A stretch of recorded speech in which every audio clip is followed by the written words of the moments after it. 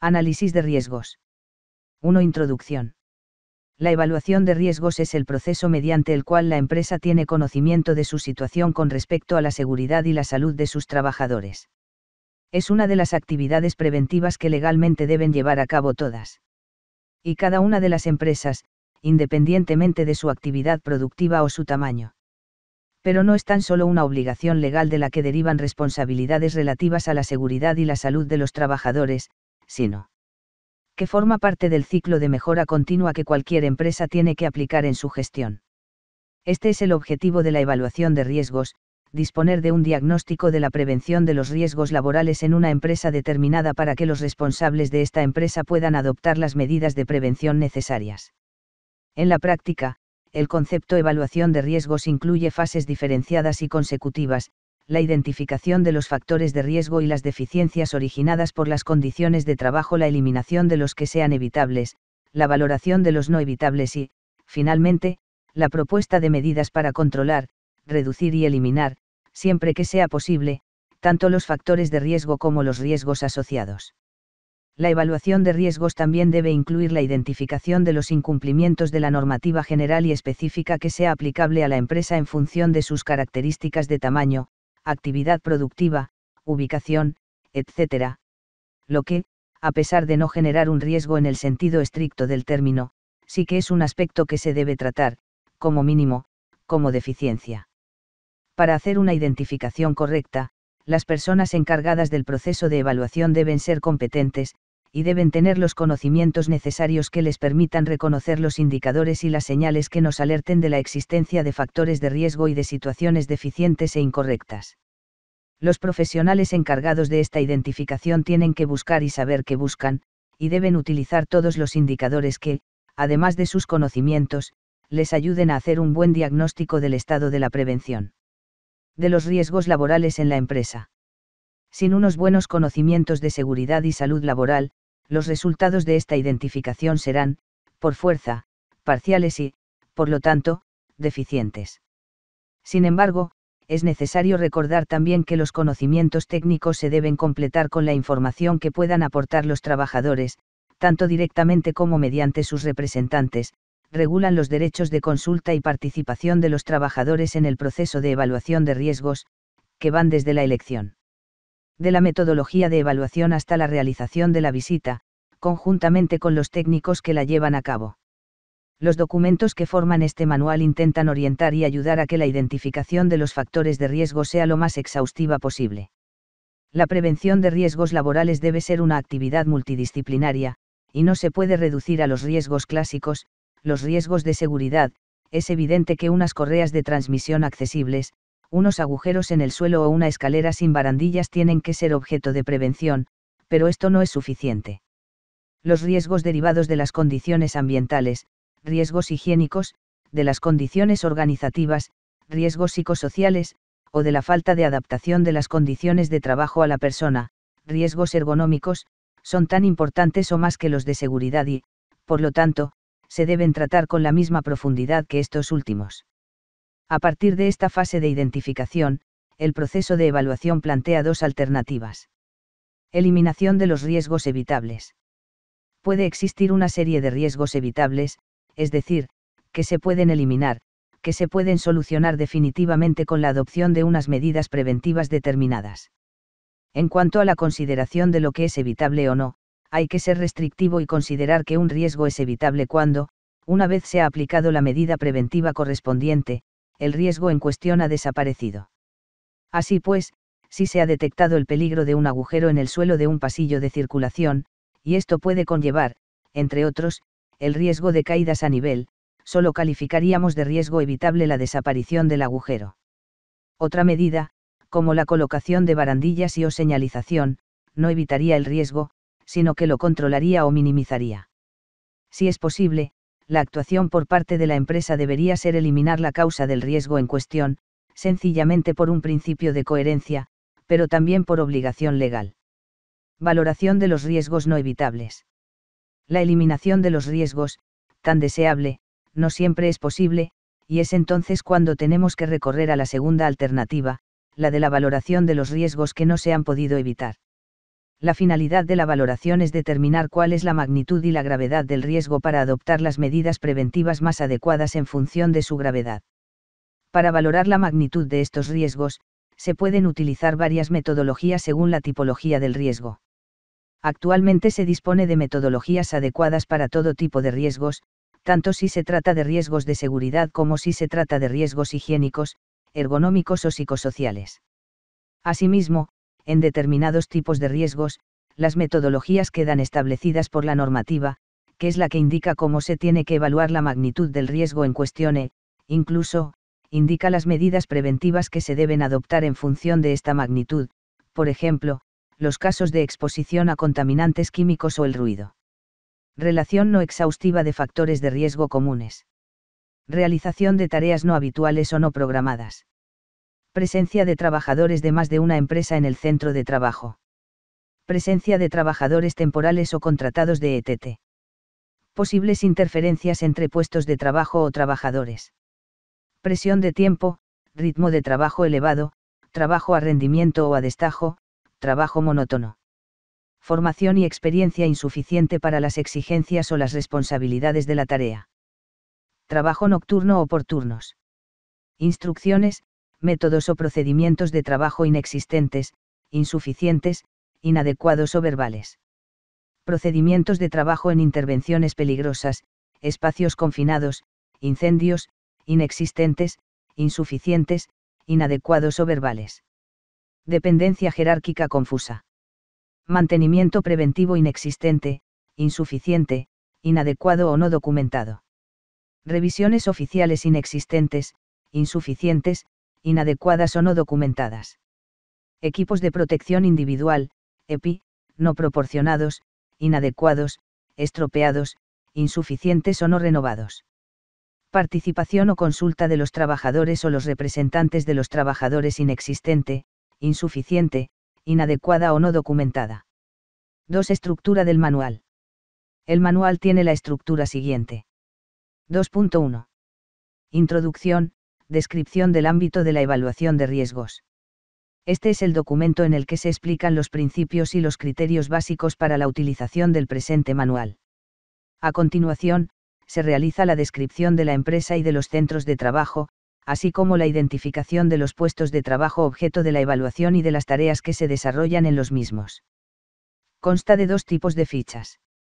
La ficha 1, para describir la empresa y el centro de trabajo, y la ficha 2, para describir los puestos de trabajo, una para cada puesto de trabajo.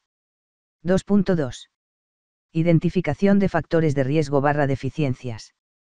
Para cada uno de los puestos de trabajo descritos anteriormente, se realiza la identificación de todos y cada uno de los peligros a los que pueden estar expuestos los trabajadores, tanto puntualmente como durante toda la jornada laboral.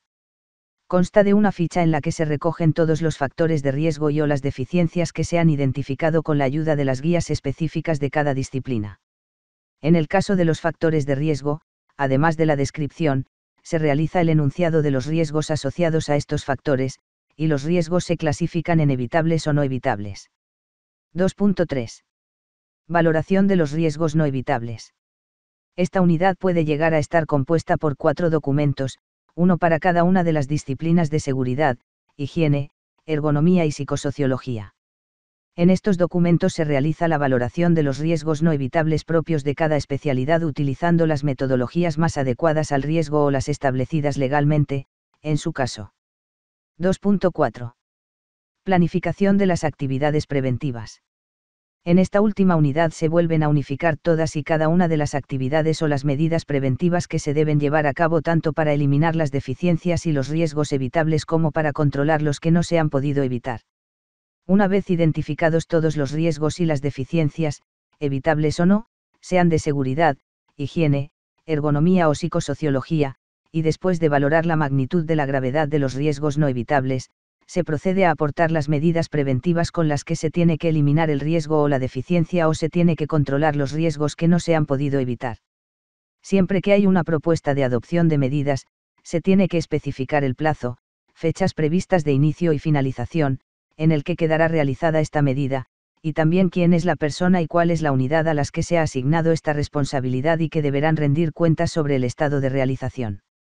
Es evidente que, en la mayoría de ocasiones, la adopción de la medida conlleva un gasto, así pues, también es necesario cuantificar y prever este gasto y, por lo tanto, asignarle un presupuesto para que sea posible que la medida se lleve a cabo.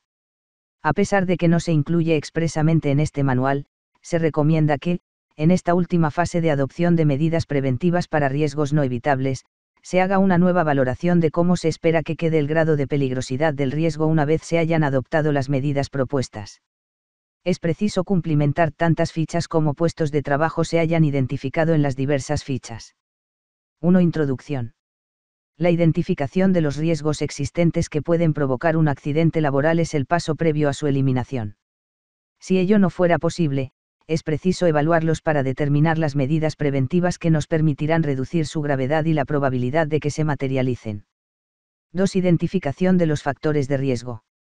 Tradicionalmente, el primer contacto de las empresas con el mundo de la seguridad y la salud laboral se ha debido a problemas, deficiencias y factores de riesgo, relacionados con la seguridad. Por este motivo, los riesgos de seguridad son a menudo los más conocidos, no solo por los profesionales competentes sino también por las empresas. Sin embargo, el cambio continuo que se produce en las condiciones de trabajo a raíz de la utilización de nuevos productos, equipos y tecnologías, junto con la actualización de la normativa vigente, hace que los riesgos clásicos de seguridad también vayan cambiando y se vayan modificando y, por lo tanto, es necesario disponer de elementos de referencia que ayuden en esta tarea de identificación y evaluación como locales de trabajo, paredes, suelo, techos, vías de comunicación, equipos de trabajo, máquinas, herramientas, aparatos, energías e instalaciones, electricidad, gas, aire comprimido, etc. Productos y sustancias, materias primas, productos químicos, etc. Para cada una de estas unidades se han desarrollado unos indicadores que quieren orientar a los técnicos evaluadores en la identificación de los factores de riesgo de seguridad más relevantes, pero que no pretenden, en absoluto, ser exhaustivos. 3. Desviación. 3.1. Concepto. La clasificación de la desviación describe el hecho anormal que altera el desarrollo normal y la continuidad del trabajo, por ejemplo, la pérdida de control total o parcial de una máquina o una caída sobre alguna cosa o desde alguna cosa. 4. Forma de contacto / tipo de lesión. La clasificación de la forma de contacto / tipo de lesión, o acción que provoca la lesión, describe el modo en que la víctima ha resultado lesionada y cómo ha entrado en contacto con el objeto, agente material, que ha originado la lesión. Ejemplo, aplastamiento contra el suelo, F31, o contacto con un objeto cortante, por ejemplo, un cuchillo, F51. La adopción de una escala cuantitativa permite trabajar con valores intermedios y poder definir mejor la valoración del riesgo. De este modo, los valores 1, 2, 3, 4 y 5, tanto de probabilidad como de severidad, permiten valores intermedios, decimales, entre uno y otro. Por ejemplo, en la tabla de severidad se asigna el valor 1 a pequeñas lesiones que no ocasionan baja, aunque el técnico que efectúe la evaluación puede considerar que las consecuencias del riesgo en cuestión no afectarían a las personas, pero sí producirían pequeñas pérdidas económicas y, basado en este razonamiento, puede asignarles un valor inferior, como 0,3 grados 0,6. Identificación y evaluación de riesgos higiénicos. La prevención de patologías profesionales derivadas de la exposición a agentes contaminantes pasa por una tarea eficaz en materia de higiene industrial. La cuidadosa evaluación de los riesgos higiénicos en los lugares de trabajo es la herramienta clave para abordar con garantías la eliminación, la reducción y el control de la exposición a agentes químicos, físicos y biológicos, mediante una planificación preventiva. Identificación, determinar la naturaleza y, en su caso, la forma de los agentes contaminantes. Localización, especificar dónde se presentan los agentes contaminantes, dónde se originan, por dónde se propagan y quiénes son todos sus posibles receptores, y en qué momentos de la jornada laboral se presentan en el lugar de trabajo. Cuantificación, determinar la intensidad de las exposiciones mediante el uso de equipos de toma de muestras o de medición. Evaluación, en sentido restrictivo, comparar las intensidades de exposición con los criterios de referencia utilizados en cada caso. Planificación de la actividad preventiva, establecer y adoptar, en cada caso, las acciones necesarias a fin de eliminar o minimizar los riesgos evaluados. 2. Identificación de riesgos. 2.1 Identificación de riesgos por exposición a agentes químicos. La identificación de los distintos factores de riesgo químico y los riesgos asociados a estos factores es un paso previo e indispensable, no solo para evaluar el riesgo, sino también para gestionarlo. En la identificación de riesgos higiénicos derivados de la exposición a agentes químicos debe especificarse la naturaleza y la forma del agente químico, además de su vía de entrada. De acuerdo con el criterio de materiales utilizados, la presencia de agentes químicos en el ambiente del lugar de trabajo puede tener su origen en lo siguiente. Materias primas utilizadas. Productos auxiliares. Productos intermedios. Subproductos. Residuos. De acuerdo con el criterio de procesos, la presencia de agentes químicos en el ambiente de trabajo puede tener su origen en lo siguiente. Proceso principal. Procesos auxiliares. Mantenimiento. Manutención. Limpieza. Tratamientos con plaguicidas. El primer paso, pues, consiste en estudiar cada una de estas opciones en cada uno de los lugares de trabajo. Por eso se ha creado una tabla para la recogida de información a fin de facilitar esta tarea. En cada uno de estos supuestos es necesario obtener información que nos lleve a poder definir los factores de riesgo y los riesgos asociados. A continuación, se exponen las principales fuentes de información para cada supuesto. Materias primas, productos acabados y productos auxiliares. Etiquetado, frases R. La hoja de datos de seguridad. Las recomendaciones que se hayan hecho públicas sobre los resultados de la evaluación del riesgo y sobre la estrategia de limitación del riesgo para sustancias. La clasificación del producto de acuerdo con los criterios que establece la normativa relativa a la notificación de sustancias nuevas y a la clasificación, el envasado y el etiquetado de sustancias y preparados. Los valores límite ambientales y biológicos. La normativa existente sobre el transporte de mercancías peligrosas por carretera, por ferrocarril, por vía aérea y por vía marítima o fluvial. Las monografías y las hojas de datos para sustancias químicas elaboradas por distintas instituciones a partir de la información científica y técnica existente. Los bancos de datos a los que se puede acceder por CD-ROM o mediante una conexión en línea. Las bases de datos bibliográficos, en las que se recogen resúmenes de trabajos publicados en revistas especializadas. Clasificación y otra información sobre productos cancerígenos. Productos intermedios, subproductos y residuos. Descripción de los procesos productivos de la empresa. Monografías y hojas de datos para sustancias químicas elaboradas por distintas instituciones a partir de la información científica y técnica existente. Bancos de datos a los que se pueda acceder por CD-ROM o mediante una conexión en línea. Las recomendaciones que se hayan hecho públicas sobre los resultados de la evaluación del riesgo y sobre la estrategia de limitación del riesgo para sustancias. La clasificación del producto de acuerdo con los criterios que establece la normativa relativa a la notificación de sustancias nuevas y a la clasificación, el envasado y el etiquetado de sustancias y preparados. Los valores límite ambientales y biológicos, cuestiono sus componentes. Las bases de datos bibliográficas, en las que se recogen resúmenes de trabajos publicados en revistas especializadas. Clasificación y otra información sobre productos cancerígenos. Por lo que respecta a los distintos procesos en los que se pueden encuadrar los puestos de trabajo, también es necesario obtener información que nos conduzca a poder definir los factores de riesgo y los riesgos asociados. 2.2 Identificación de riesgos por exposición a agentes biológicos. La identificación de los riesgos derivados de la exposición de los trabajadores a agentes biológicos no es solo el paso previo para evaluar y gestionar el riesgo, sino que, debido a las características de muchas exposiciones a estos agentes, en particular, la incertidumbre acerca de la presencia de los agentes en cuestión en determinadas actividades, también es la actuación más importante para prevenirlos correctamente.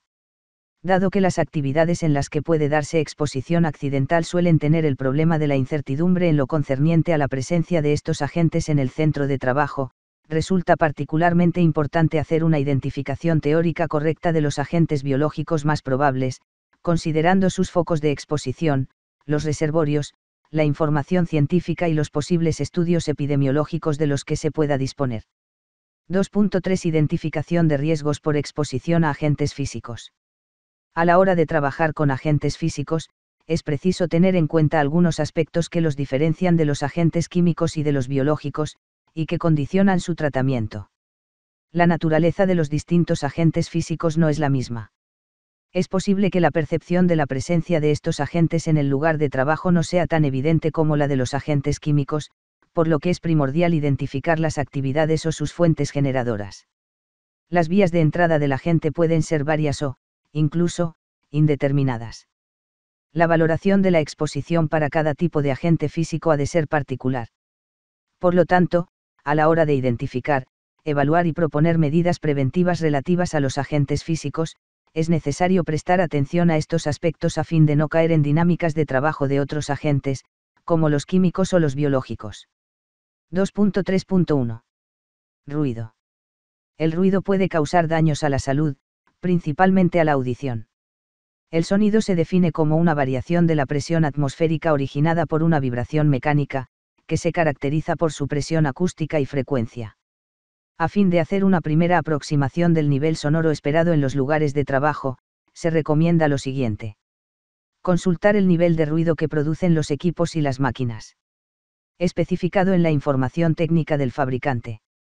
Consultar bibliografía sobre el nivel sonoro producido por equipos, máquinas o actividades similares a los existentes.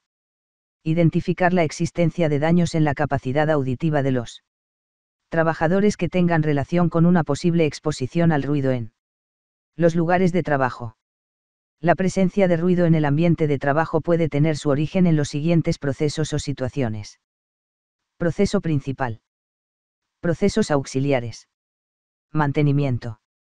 Manutención. Limpieza. Equipos propios del puesto de trabajo. Instalaciones propias del puesto de trabajo. Otros equipos o instalaciones ajenos al puesto de trabajo, u otros motivos. El paso siguiente consiste en tomar mediciones del ruido existente en los puestos de trabajo identificados para poder evaluarlo. 2.3.2 Ambiente térmico.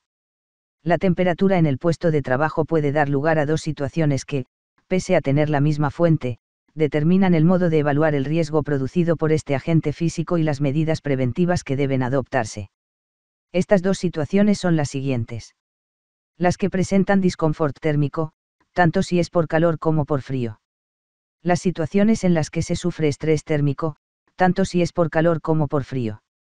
La diferencia entre ambas radica en el hecho de que las situaciones de disconfort provocan incomodidad, malestar y consecuencias leves en los trabajadores, mientras que las situaciones de estrés térmico representan un riesgo para la salud de los trabajadores, que podrían llegar a sufrir consecuencias muy graves e irreversibles en periodos de exposición cortos. La valoración del disconfort térmico pertenece al campo de la ergonomía, mientras que la del estrés térmico pertenece al campo de la higiene industrial. 2.3.2 Un estrés térmico por calor. Los ámbitos en los que se pueden encontrar situaciones de estrés térmico por calor son variados, aunque hay actividades en las que esta situación se puede presentar de forma más habitual debido a las características de los trabajos desempeñados. Por ejemplo, fundiciones. Inyección de plásticos. Procesos de termoconformado, prensado con calor. Recubrimiento de superficies. Alimentación, fabricación de pan y productos de bollería. Metalurgia. Trabajos en el exterior en la época de verano. Es preciso tener en cuenta que las situaciones de estrés térmico requieren la combinación de temperaturas altas, por encima de los 27 C, y de actividades intensas.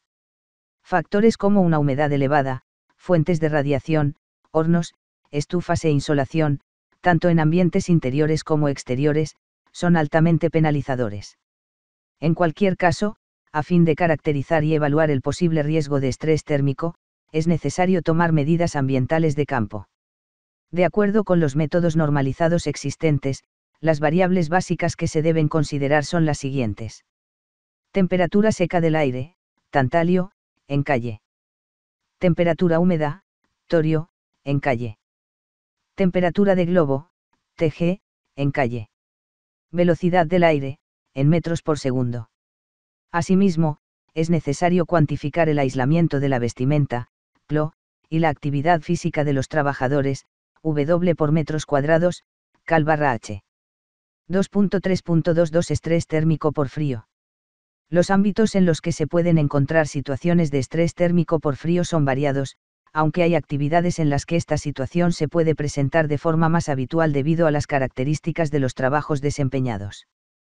Por ejemplo, industria del frío, trabajos en cámaras frigoríficas. Industria de la alimentación, sector de congelados e industrias cárnicas. Trabajos en muelles de carga y descarga. Trabajos en el exterior en invierno. Al contrario que para las situaciones de estrés térmico por calor, el estrés térmico por frío requiere la combinación de temperaturas bajas, por debajo de los 14 C, y de actividades de poca intensidad. Factores como una humedad elevada y corrientes de aire fuertes, tanto en ambientes interiores como exteriores, son altamente penalizadores. También se dispone de criterios de evaluación normalizados que utilizan las mismas variables ya descritas para el estrés por calor. 2.3.3 Radiaciones. Las radiaciones son una forma de propagación de la energía que tiene su origen en los cambios del nivel energético de átomos o moléculas. Se pueden originar en fuentes naturales o artificiales. Todos los cuerpos emiten y absorben radiaciones, es decir, las radiaciones interaccionan con la materia. Las radiaciones son de naturaleza ondulatoria, con intercambio de materia corpuscular y o energía electromagnética, en este último caso, llevan asociados campos electromagnéticos originados por el movimiento de cargas eléctricas y magnéticas. Se caracterizan por su frecuencia, el número de ciclos por segundo, en hercios, y la energía o la intensidad, en electronvoltios, electronvoltios. La energía está relacionada con la frecuencia, de modo que, cuanto mayor es la frecuencia de una onda electromagnética, tanto mayor es su energía. Así se dibuja el espectro electromagnético, que va desde ondas de frecuencia sumamente baja hasta los rayos X y gamma, pasando por las radiaciones ópticas. En la siguiente tabla se muestra el espectro electromagnético dividido por bandas de frecuencia. Para el estudio de las radiaciones según sus efectos biológicos, se distinguen dos rangos de radiaciones, ionizantes y no ionizantes, con mecanismos de interacción con los tejidos vivos muy diferentes. Las primeras, las ionizantes, por encima de 1660 THz, son muy energéticas y provocan la ionización, la fragmentación de los átomos. En este proceso se pueden generar alteraciones en el material genético, ADN, que pueden originar alteraciones cromosómicas, es decir, mutaciones incluso, la muerte celular, o bien se pueden ocasionar transformaciones en la estructura química de las moléculas. Así pues, los daños se pueden manifestar en el propio individuo, de forma inmediata o tras un periodo de latencia, o en posteriores generaciones. Las segundas, las no ionizantes, no tienen bastante energía para ionizar la materia, y están comprendidas en la parte del espectro electromagnético que va desde 0 Hz hasta 300 GHz. La interacción de estos tipos de radiaciones con el organismo ocasiona efectos distintos en función de la frecuencia. No obstante, estas radiaciones tienen en común, entre otros efectos, que inducen corrientes eléctricas a nuestro cuerpo, lo que puede alterar la permeabilidad iónica, y que producen el calentamiento de la materia, lo que es más evidente cuanto mayor es la energía y la frecuencia de la radiación. La magnitud de estos efectos y la posible aparición de enfermedades graves o ciertos tipos de cáncer en la población expuesta es objeto de continuos estudios y, por lo tanto, es preciso tener una actitud prudente. El ser humano está rodeado de todo tipo de radiaciones y expuesto a las mismas, en particular, las no ionizantes. Es posible que la presencia de radiación en el lugar de trabajo no resulte tan evidente como lo podría ser la presencia de un agente químico o la presencia de ruido, que pueden ser percibidos, aunque no siempre, de modo sensorial. Luego es importante identificar los procedimientos o procesos que pueden suponer una fuente de radiaciones, tanto ionizantes como no ionizantes. 2.3.31 Radiaciones no ionizantes. Clasificación en función de la frecuencia de trabajo. Campos de frecuencia muy baja, 0 Hz menos 30 kHz. Aparatos de diagnóstico por resonancia nuclear magnética. Líneas eléctricas. Estaciones transformadoras. Monitores de ordenador. Campos de frecuencia baja, 30 kHz menos 300 MHz. Hornos de inducción. Antenas de radioaficionados. Soldadura. Secadores de pintura. Campos de frecuencia media, 300 MHz menos 300 GHz. Salas de fisioterapia y rehabilitación. Telefonía móvil. Radares. Campos de alta frecuencia, infrarrojo, visible, ultravioleta, 300 GHz menos 1660 THz. Aparatos de infrarrojos. Vidrierías. Acererías. Soldadura autógena. Lámparas germicidas. Cabinas de simulación solar. Soldadura por arco. Hornos por arco. 2.3.32. Radiaciones ionizantes. Ámbito industrial. Producción de energía eléctrica en centrales nucleares. Detección de defectos en soldaduras o grietas en estructuras o edificios. Detectores de metales, aeropuertos, centros penitenciarios, correos. Control de irregularidades en la espesura de materiales como papel, plástico o láminas metálicas. Detección del nivel de llenado de depósitos. Identificación de trayectorias por medio de trazadores en corrientes hidráulicas, sedimentos, etc. Estimación de la antigüedad de sustancias y materiales por medio de isótopos radiactivos.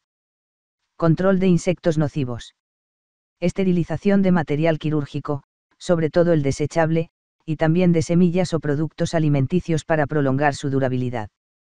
Transporte y almacenamiento de materiales radiactivos. Actividades que impliquen exposición a radiación cósmica durante la operación de aeronaves. Ámbito sanitario. Radiodiagnóstico. Obtención de imágenes del organismo, rayos X. Análisis clínicos, investigación farmacéutica y científica.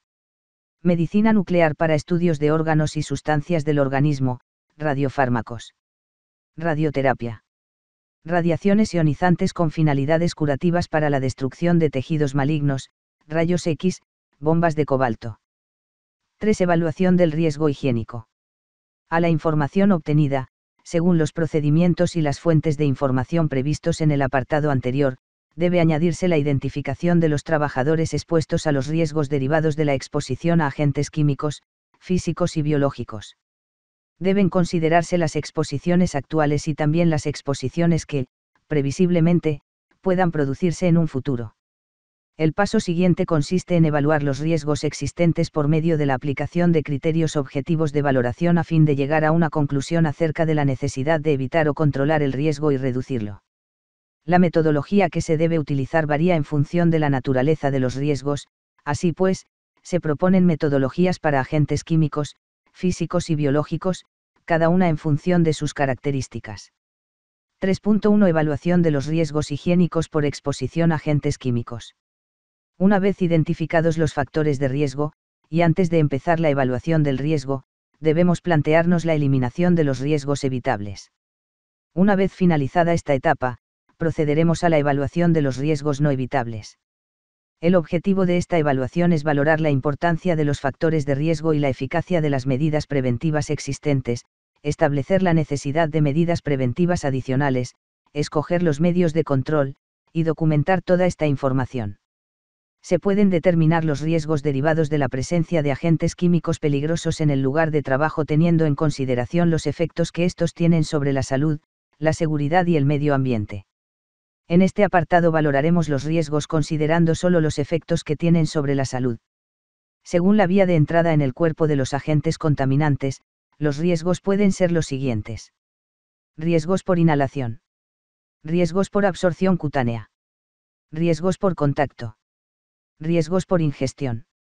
Riesgos por penetración por vía parenteral. Para cada uno de estos riesgos debe aplicarse un procedimiento de evaluación. 3.1.1 Riesgos por inhalación. La inhalación supone la entrada de los agentes químicos por vía respiratoria. 3.1.1 Factores de riesgo.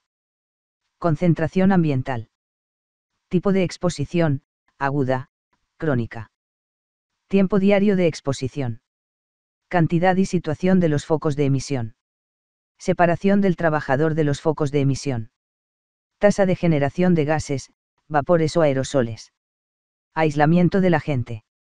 Sistemas de ventilación general y local insuficientes. Procedimiento de trabajo inadecuado. Trabajadores especialmente sensibles. Exposición simultánea a varios agentes. 3.1.12. Evaluación de los riesgos por inhalación. Los riesgos derivados de la exposición por inhalación a un agente químico peligroso deben incluir la medición de las concentraciones del agente en el aire, concretamente en la zona de respiración del trabajador, y su posterior comparación con el VLA correspondiente.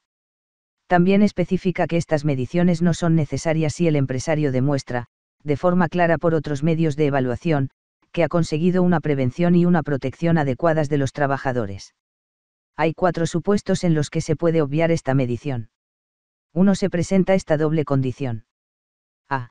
Se conocen todas las posibles fuentes de contaminación química laborales y se sabe que no son fuentes posibles de contaminación exterior. B. Los productos volátiles se procesan y se mantienen siempre cerrados o de modo que no se puedan vaporizar, y los productos no volátiles se tratan de modo que no se puedan dispersar en el aire en forma de aerosol. 2.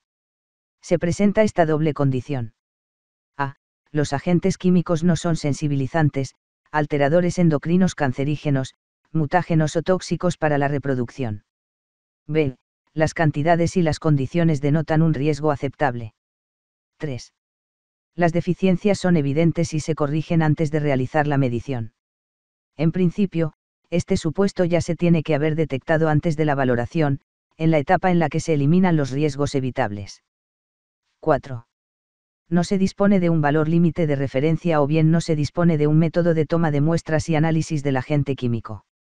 Es decir, una vez eliminados los riesgos evitables, no tenemos que hacer mediciones en las situaciones en las que, de modo razonable, en condiciones de trabajo normales, la presencia de contaminantes en el ambiente debe ser prácticamente nula o bien en los casos en los que se trata de un riesgo aceptable. Tampoco no tenemos que hacer mediciones en las situaciones en las que no se dispone de un valor límite de referencia o bien no se dispone de un método de toma de muestras y análisis del agente químico. 3.1.2. Riesgos por absorción cutánea. Suponen la probabilidad de aparición de efectos sistémicos derivados de la absorción sanguínea de agentes químicos a través de la piel. 3.1.21. Factores de riesgo. Localización y extensión del contacto. Duración y frecuencia del contacto. Cantidad o concentración del agente. Temperatura y humedad ambiental. Gestión incorrecta de equipos de protección individual, EPI. Procedimiento de trabajo inadecuado. Trabajadores especialmente sensibles. Exposición simultánea a varios agentes. 3.1.22. Evaluación de los riesgos por absorción cutánea para cualquier agente químico con la notación biodérmica.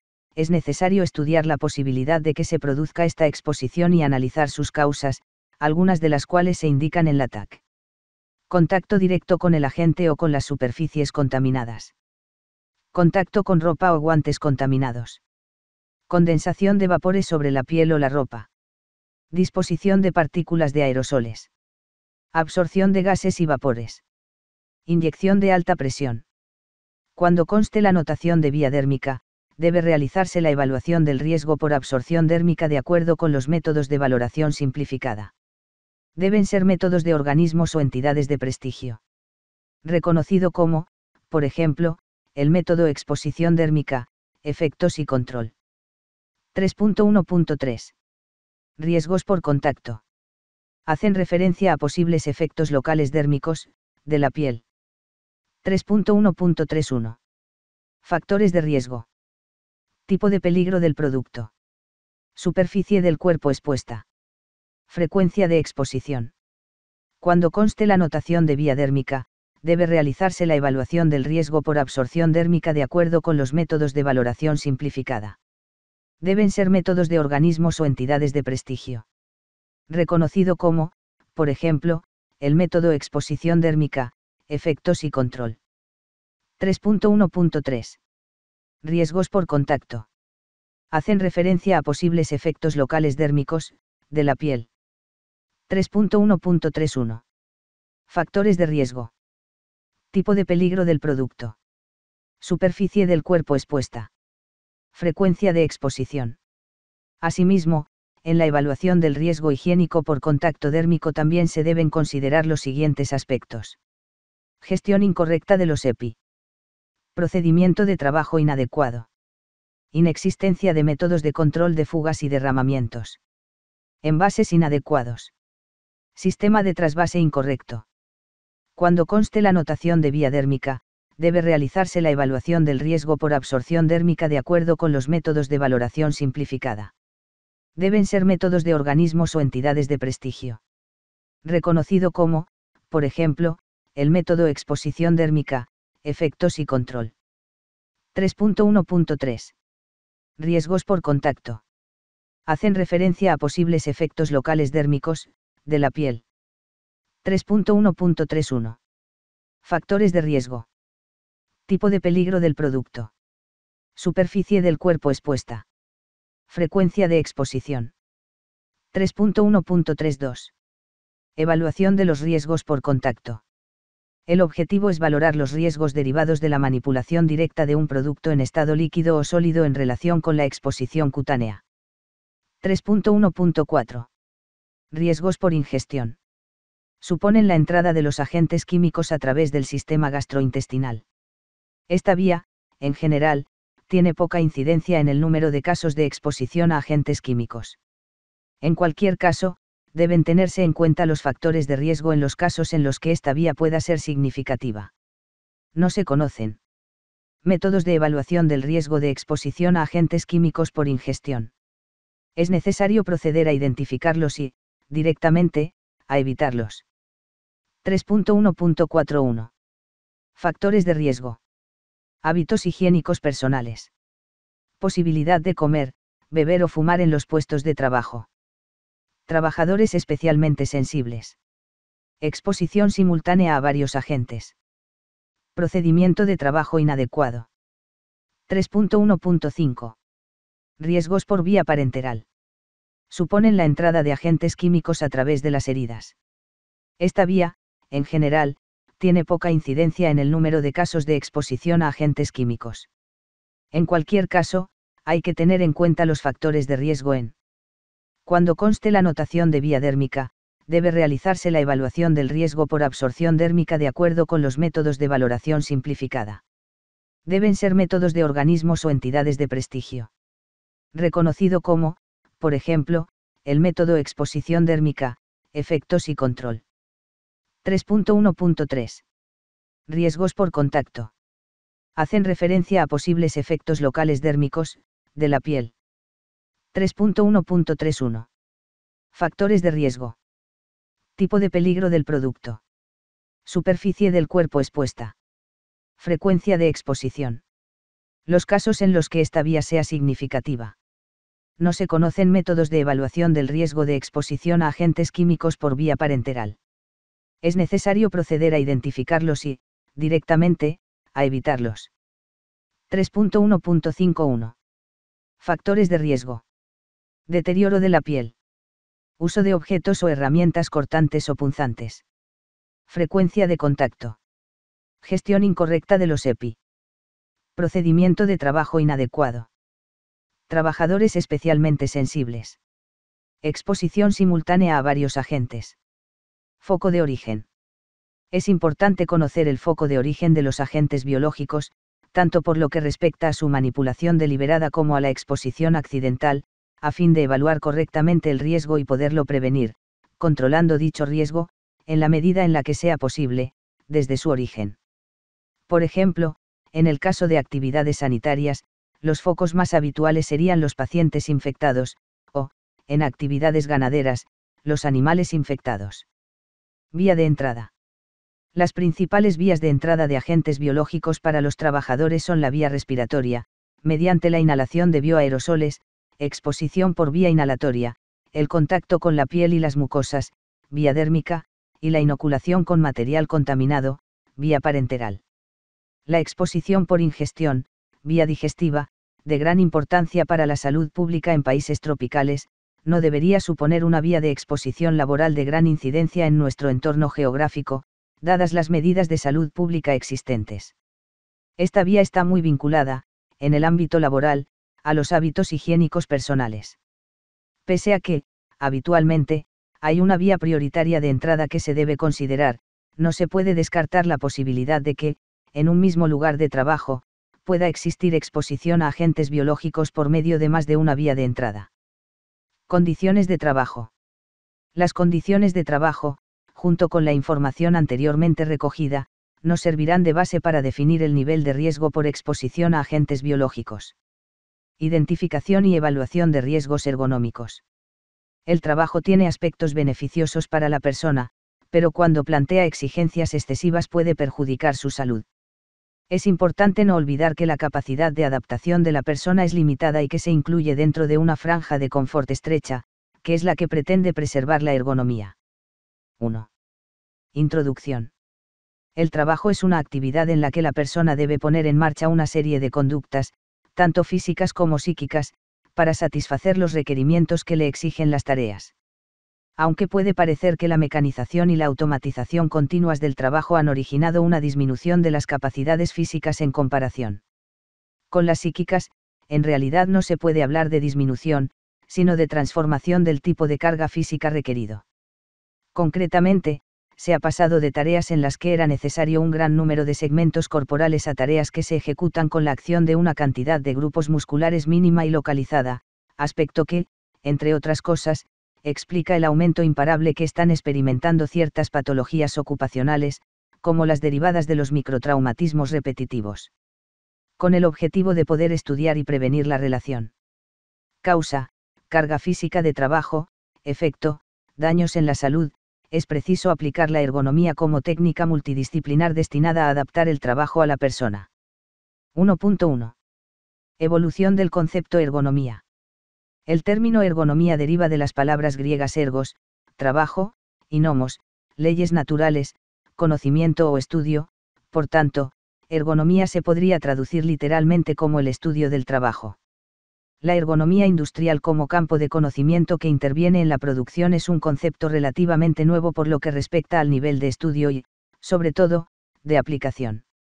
A pesar de ello, cada día tiene más difusión y necesidad de aplicación y, en consecuencia, también más demanda. Es preciso entender la ergonomía como un conjunto de métodos y técnicas cuya aplicación consigue mejoras en dos ámbitos. En el ámbito individual, beneficios para la salud y el confort en el puesto de trabajo de las personas expuestas, es decir, una mejor calidad de vida laboral y, en consecuencia, un mejor rendimiento personal. En el ámbito colectivo de la empresa, una productividad más alta, un ahorro en los costes por bajas o absentismo y una mejor imagen para el bienestar global de los trabajadores. La ergonomía asume estos problemas, que son propios de la legislación laboral, con un enfoque más racional, la necesidad de adaptar los métodos, los equipos y las condiciones de trabajo a la anatomía, la fisiología y la psicología de la persona. A pesar de que, actualmente, no existe una definición teórica oficial de ergonomía, sí que existe una cierta tendencia a recopilar unos cuantos aspectos comunes, que permiten definirla de esta forma. Una actividad o un campo de carácter multidisciplinar que se encarga de adecuar los sistemas de trabajo 1. A las características, las limitaciones y las necesidades de sus usuarios con el objetivo de optimizar su eficacia reduciendo el esfuerzo destinado a conseguirlo, y también con el objetivo de mejorar su seguridad, salud y calidad de vida laboral. En la práctica, la ergonomía es una disciplina o un campo destinado a dos puntos. Mejorar el nivel de seguridad en el puesto de trabajo, así como la salud física y mental del trabajador. Promocionar e incrementar la eficiencia y el bienestar o el confort de los trabajadores y, a la vez, minimizar los riesgos para su seguridad y salud. En relación con el adjetivo multidisciplinar, podemos decir que incluye una serie de áreas de actuación que deben intervenir en cualquier estudio ergonómico de un sistema de trabajo. A pesar de que en esta clasificación también hay divergencias, es necesario tener en cuenta las áreas de actuación que intervienen en la misma. 1.2. Áreas de actuación que intervienen en un estudio ergonómico. Véase la tabla E1 en la página siguiente. 1.3. Metodología para evaluar los riesgos ergonómicos. La metodología de aplicación adjunta a este documento responde a la necesidad de disponer de herramientas para evaluar los riesgos ergonómicos físicos y los disconforts ambientales presentes en cualquier puesto de trabajo. En base a esta premisa, es preciso tener en cuenta tres aspectos. A. En primer lugar, esta metodología no está destinada solo a evaluar actividades o tipos de trabajo concretos como pueden ser determinados trabajos en el ámbito hospitalario, la interacción con pantallas de visualización de datos, PVD, o los trabajos con maquinaria específica, sino que es de aplicación a cualquier tipo de actividad, trabajo o tarea. Si bien actualmente hay guías y cuestionarios específicos destinados a valorar trabajos o tareas concretas, el vacío se encuentra en que no hay una herramienta que aborde exclusivamente riesgos ergonómicos físicos y disconforts ambientales comunes a todas las actividades, y este es el objetivo de la metodología que se presenta en este documento. Un riesgo por adopción de posturas forzadas y de ejecución de movimientos repetitivos. Un disconfort ambiental lumínico y sonoro. Un riesgo por levantamiento o transporte de cargas. Un riesgo por adopción de posturas forzadas y de esfuerzo muscular mantenido. Un riesgo de exposición a vibraciones. Y un disconfort ambiental sonoro. B. En segundo lugar, esta herramienta tampoco pretende ser un instrumento de evaluación global de las condiciones de trabajo como proponen algunos métodos ampliamente reconocidos y usados, como pueden ser los métodos LEST, ANACT, Renault, Fagor o EWA, entre otros. A pesar de que son métodos destinados a evaluar las condiciones de trabajo en general y, por lo tanto, resultan muy útiles a la hora de proporcionar una valoración global del lugar, no inciden solo en los riesgos y las consecuencias que estos pueden tener sobre la seguridad y la salud de las personas.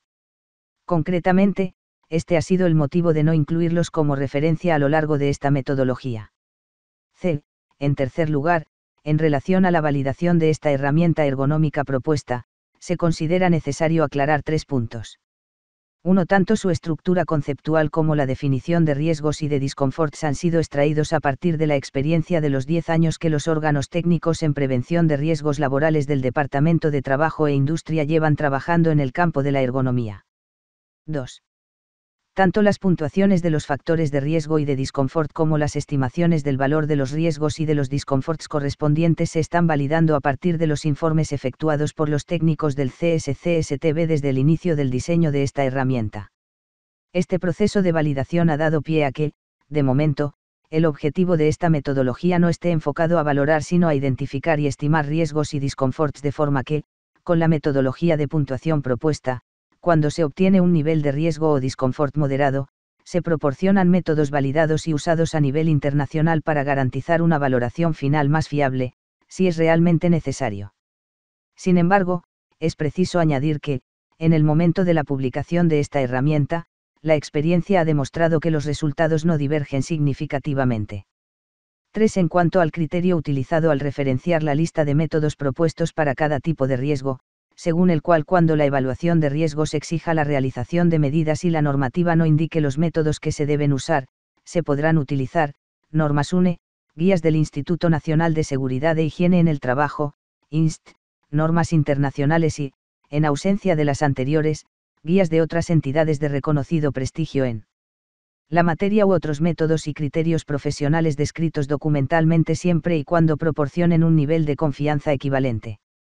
En relación a la última opción, guías de otras entidades de reconocido prestigio en la materia u otros métodos y criterios profesionales descritos documentalmente siempre y cuando proporcionen un nivel de confianza equivalente, el amplio abanico de métodos existente en la bibliografía actual ha llevado a los técnicos del CSCSTB a establecer el siguiente criterio de decisión. Que el método esté destinado a valorar, de forma específica, el tipo de riesgo que se pretende estimar. Que el método sea fácil de aplicar y que no altere el comportamiento laboral normal del trabajador.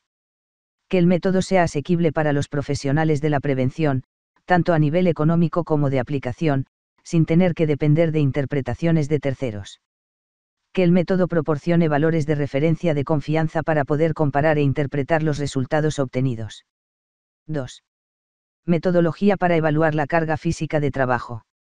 La herramienta de evaluación que se propone tiene por objetivo evaluar los riesgos ergonómicos derivados de la exposición a la carga física de trabajo, entendida como el conjunto de requerimientos físicos a los que la persona está expuesta a lo largo de su jornada laboral, y que, de forma independiente o combinada, pueden alcanzar un nivel de intensidad, duración o frecuencia suficientes para causar un daño a la salud a las personas expuestas.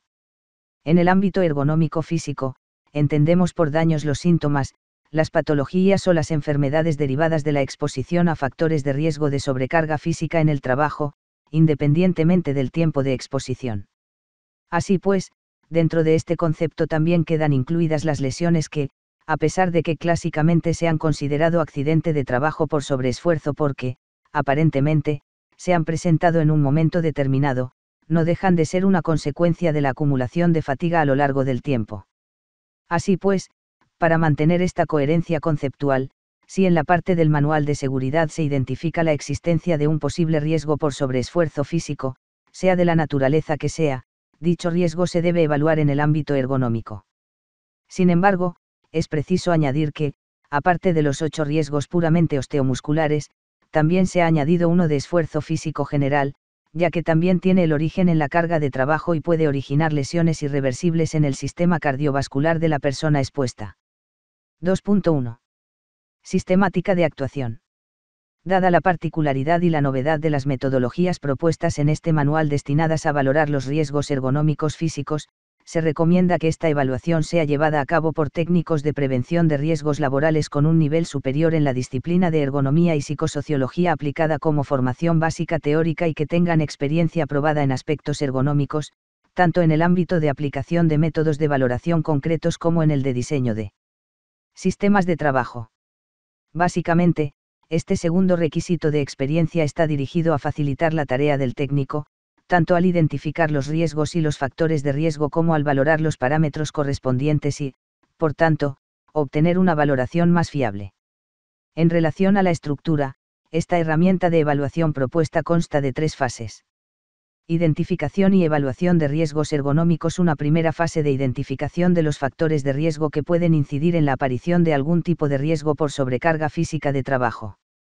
Una segunda fase de valoración e interpretación de cada riesgo identificado en la primera fase. Una tercera fase de propuesta de medidas preventivas. Con el objetivo de facilitar la ejecución de las 2 primeras fases citadas, para cada riesgo se ha diseñado una metodología específica para identificar los factores de riesgo, y también la valoración aproximada de estos factores por medio de la cuantificación de la magnitud del riesgo. 2.1.1. Fase 1. Identificación de los factores de riesgo y de los riesgos ergonómicos físicos. E1. Desplazamiento vertical manual de materiales. E2. Transporte manual de cargas. E3.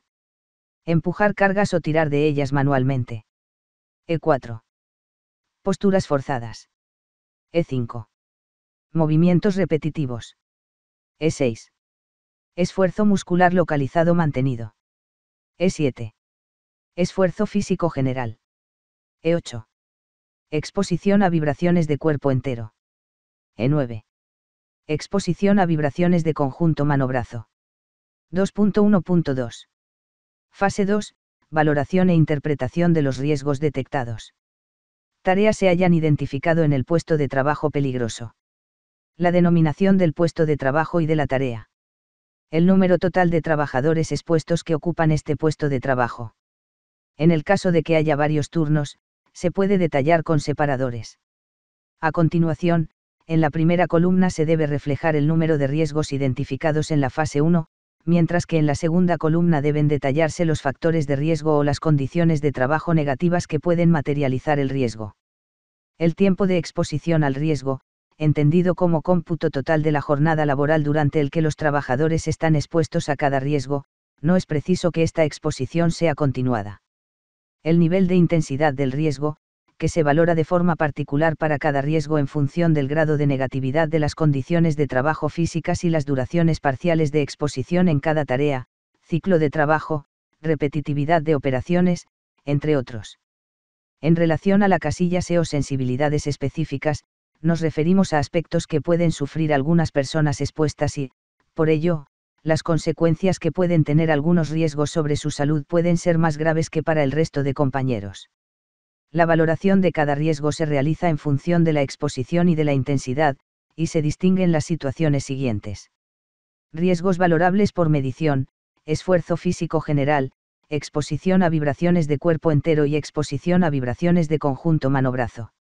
En estos casos, se ha priorizado la valoración establecida por la normativa de referencia. Riesgos valorables por estimación, bloque al que pertenecen el resto de riesgos.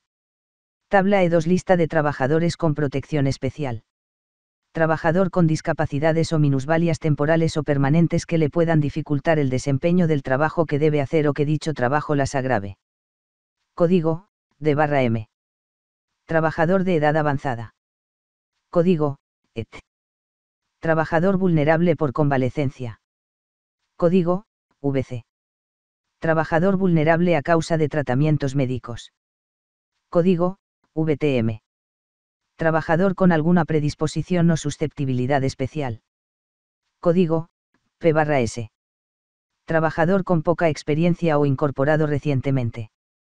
Código, EX. Trabajador menor de edad. Código, E. Trabajador con un estado biológico/psicológico conocido que le haga especialmente vulnerable. Código B. Trabajador con sensibilidad a ciertos agentes físicos o susceptibles de sufrir sensibilización a los mismos. Códigos, SEN. Trabajadora gestante, en periodo de posparto o lactancia. Código G/P/L. Según clasificación del anexo 5 del Logsido de Prevención de Riesgos Laborales elaborado por el Departamento de Trabajo de Generalización de Cataluña, 2002. Tabla E3 combinaciones. Estimación de riesgo. Tiempo de exposición, corto. Intensidad baja, muy leve. Intensidad media, leve. Intensidad elevada, moderado. Ergonómicamente no tolerable, grave. Tiempo de exposición, medio. Intensidad baja, leve. Intensidad media, moderado. Intensidad elevada, grave. Ergonómicamente no tolerable, ergonómicamente no tolerable. Tiempo de exposición. Intensidad baja, moderado. Intensidad media, grave. Intensidad elevada, ergonómicamente no tolerable. Ergonómicamente no tolerable, ergonómicamente no tolerable. Concretamente, para interpretar estos conceptos es preciso considerar las descripciones siguientes. Riesgo muy leve y leve, a pesar de que, en principio, no es necesario aplicar acciones correctoras, sí que es necesario llevar a cabo un seguimiento periódico de las condiciones de trabajo con el objetivo de controlar el riesgo. Riesgo moderado, se considera necesario realizar un análisis más exhaustivo siguiendo algún método específico. De todas formas, es preciso establecer medidas preventivas, especialmente en formación y vigilancia de la salud de los trabajadores expuestos. Se recomienda disminuir el tiempo de exposición para que la situación pase a riesgo leve.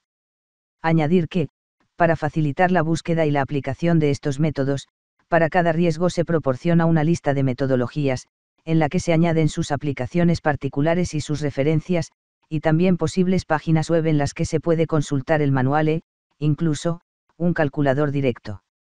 Sin embargo, en algunos casos estas ayudas se encuentran en lenguas extranjeras. Riesgo grave, la exposición al riesgo es clara y deben aplicarse medidas preventivas, como mínimo para limitar el tiempo de exposición y convertir la situación en un riesgo controlado. En cualquier caso, es preciso ofrecer formación y realizar una vigilancia de la salud activa para los trabajadores expuestos. Riesgo ergonómicamente no tolerable, esta situación no se puede permitir y, por lo tanto, se debe impedir, sobre todo a las personas especialmente sensibles. 2.1.3. Fase 3. Prevención de los riesgos valorados. Casilla medidas preventivas. Señalar que se puede proponer más de una medida preventiva para cada riesgo, incluidos los ámbitos siguientes. 1. Medidas de ámbito técnico. 2. Medidas de ámbito organizativo. 3. Medidas de formación e información. 4.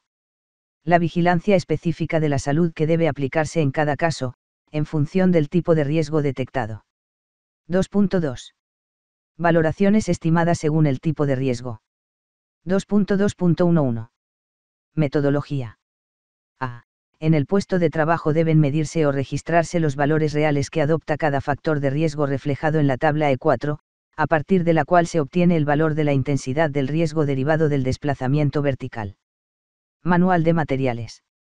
En el caso de que se identifique una situación escrita en azul en la tabla, o la combinación de las dos casillas grises, debe considerarse que el nivel de riesgo es ergonómicamente no tolerable y, por lo tanto, debe corregirse la situación de inmediato.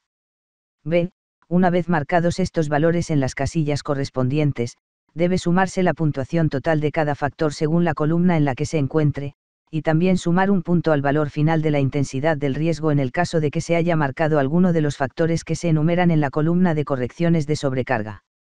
Además, si se detecta que alguna de las personas expuestas sufre alguna de las sensibilidades específicas que se reflejan en la lista de trabajadores con protección especial, apartado 2.1.2 de este documento, y que ésta puede tener alguna relación con las consecuencias para la salud de la exposición al riesgo derivado del desplazamiento vertical manual de materiales, el caso se debe valorar conjuntamente con los profesionales facultativos de la medicina del trabajo. 2.2.12. Criterio de valoración. Una vez realizado el cómputo total, la interpretación del grado de intensidad del riesgo se determina a partir del criterio siguiente. En relación al tiempo de exposición, se toman los intervalos de la tabla siguiente, donde T es el tiempo de levantamiento, y TR el tiempo de recuperación que le sigue. Alguno de los métodos específicos que se enumeran a continuación. Método de aplicación limitada a situaciones de levantamiento manual de carga en las que el peso de la carga sea 3 kilogramos, el levantamiento se haga de pie y en condiciones de trabajo muy similares, peso y posición de las cargas o frecuencias de manipulación, y en las que la manipulación manual de carga sea el esfuerzo físico más importante. Se recomienda que, previamente, se consulte el manual en la página electrónica. Método de aplicación limitada a situaciones de levantamiento manual de carga en las que la carga sea manipulada con ambas manos, se aplique la modalidad de índice simple si los levantamientos se realizan en condiciones de trabajo muy parecidas, o bien se elija la modalidad de índice compuesto en caso de multitarea. Se recomienda aplicarla. Parte de tareas de manipulación manual de cargas del método Ergo IBV2 bis de evaluación de riesgos laborales asociados a la carga física o utilizar el calculador en línea. 2.2.2. Valoración estimada del riesgo derivado del transporte manual de cargas, E2. 2.2.21. Metodología de aplicación. A. En el puesto de trabajo, deben medirse o registrarse los valores de los siguientes factores de riesgo. Por un lado, la distancia recorrida, la altura de sujeción de la carga y la frecuencia de transporte. Por otro lado, el sexo de la persona que realiza el transporte. B. Una vez determinados dichos valores, se marcan en la tabla E7 siguiente, en la que se obtiene el peso máximo recomendado en kilogramos que se puede transportar para conseguir un nivel de seguridad y salud en el 90% de población expuesta, P. En caso de tener que valorar distancias o frecuencias intermedias, deben interpolarse los valores de la tabla. Una vez obtenido el peso recomendado en la tabla E7, debe consultarse la columna de correcciones de sobrecarga de la tabla E8 para comprobar si se cumple alguna de las situaciones escritas en color negro. En caso afirmativo, debe aplicarse la reducción en % de peso correspondiente, teniendo en cuenta que, si se cumplen ambas a la vez, solo debe aplicarse la condición más restrictiva. A continuación, se calcula el cociente entre el peso real de la carga transportada y el valor de peso recomendado, con lo que se obtiene el índice de manipulación manual de transporte, IT. Peso real, kilogramos. IT igual. Peso recomendado según tablas, kilogramos. En caso de que interese efectuar el cálculo para otros percentiles de población expuesta 90%, o bien en caso de que se deba valorar una combinación de transporte y levantamiento de cargas, se recomienda aplicar la parte correspondiente de tareas de manipulación manual de cargas, del método Ergo IBV2 bis 2 bis. 2.2.22 Criterio de valoración. A partir del valor de este índice, IT, la valoración de la intensidad del riesgo derivado del transporte manual de carga se ha establecido en 3 niveles de cuantificación, 1, 2 y 3, tal como se puede comprobar en la tabla E8. Sin embargo, para obtener la cuantificación final debe comprobarse si se presenta alguna de las 3 situaciones escritas en azul en la columna de sobrecarga. En caso afirmativo, tanto si se presentan 1, 2 grados las 3 situaciones citadas, deberá valorarse su incidencia en la puntuación final. 2.2.3. Valoración estimada del riesgo derivado de empujar cargas o de tirar de ellas manualmente, E3. 2.2.31. Metodología de aplicación para empujar cargas. A. En el puesto de trabajo, deben medirse o registrarse los valores de los factores de riesgo siguientes. Inicialmente, medir la fuerza inicial, Fi, y de mantenimiento, Fermio, real en kilogramos. Se recomienda utilizar un dinamómetro. La distancia desplazada, la altura de agarre de la carga y la frecuencia de transporte. Por otro lado, determinar el sexo de la persona que realiza el transporte. B. Una vez determinados dichos valores, se marcan en una de las 4 tablas siguientes, en función de la distancia recorrida, con el objetivo de obtener los valores de fuerza recomendados, tanto para iniciar el movimiento de empujar una carga. En el caso de que los valores recomendables obtenidos no se encuentren en ninguna de las situaciones citadas en el párrafo anterior, se calcula el cociente entre la fuerza real inicial o de mantenimiento ejercida y el valor recomendado según las tablas, con lo que se obtienen 2 índices de empuje, IP, el inicial y el de mantenimiento. Fuerza inicial o de mantenimiento real, kilogramos. IP igual. Fuerza inicial o de mantenimiento recomendada según tablas, kilogramos. 3. Metodología para evaluar el disconfort ambiental en el trabajo. Esta parte de la herramienta de evaluación ergonómica tiene por objetivo estimar el posible disconfort ambiental que pueden percibir los trabajadores a raíz de la exposición a los parámetros ambientales presentes en sus puestos de trabajo y que, de una forma individual o combinada, incluso pueden repercutir en su seguridad y salud. Sin embargo, hay que tener presente que la evaluación del disconfort se debe efectuar una vez se haya descartado que la exposición de los trabajadores a los parámetros ambientales suponga un riesgo o un incumplimiento de la normativa vigente. A pesar de que para cada parámetro ambiental se define específicamente un tipo de evaluación de los factores de disconfort implicados, las actuaciones cronológicas que debe seguir el evaluador son comunes para todos los parámetros.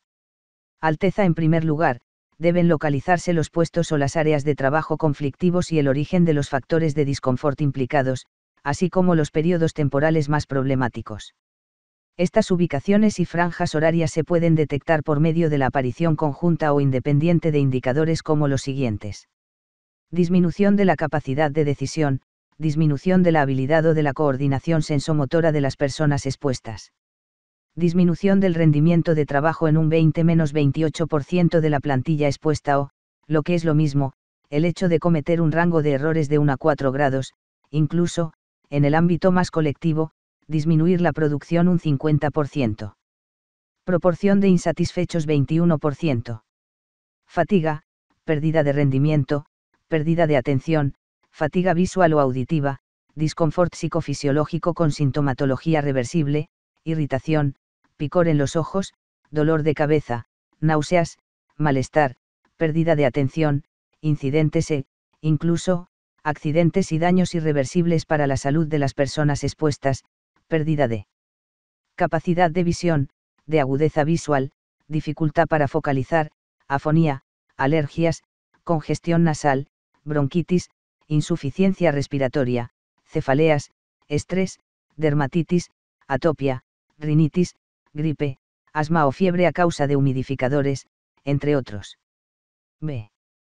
A continuación, deben identificarse las exigencias ambientales de las tareas que se desarrollan en estos puestos conflictivos, así como los aspectos organizativos relacionados con tiempos de exposición, horarios, rotaciones y desplazamientos por puestos de trabajo con variaciones de condiciones ambientales importantes.